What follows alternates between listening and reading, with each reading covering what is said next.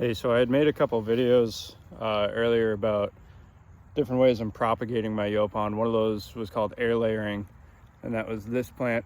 If you haven't seen that video yet, you can go back and watch it.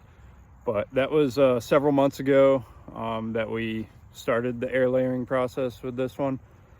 So it's time to cut the top portion off.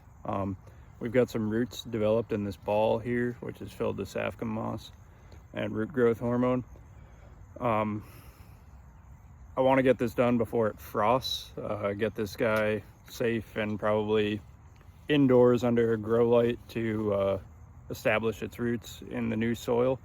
So let's get going on that. I've already got my soil ready. It's the same planting medium I'm using for all the plants out here.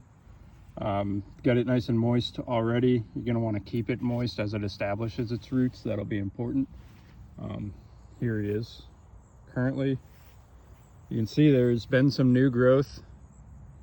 All this purple, particularly at the end, the last inch or two, since making the root ball here. So that's a good sign, and I've opened it earlier in the year and seen some roots developing.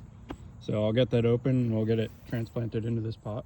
So I've got the wrapping off of it, and you can see what we've got now is this kind of calloused area.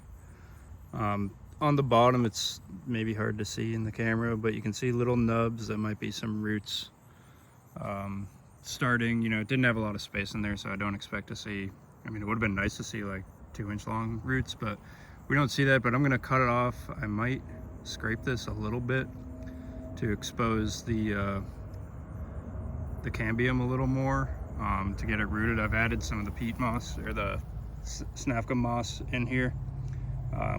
It's good nutrition, aeration, so why not add it? So I'll get that snipped off probably right around here and get that into the dirt all the way up to here. And hopefully through the winter it'll establish good hardy roots for me. So there he is in his new home. Pretty tall, propagation, pretty big, so hopefully he'll root in there well. I add a little bit more water after putting him in. Just nice and tight in there, but the soil is generally pretty loose. Should be easy for him to root out in there. The soil has mycorrhizal fungi inoculate in it, which should help with rooting, giving a good nutritional transfer from the soil to the roots.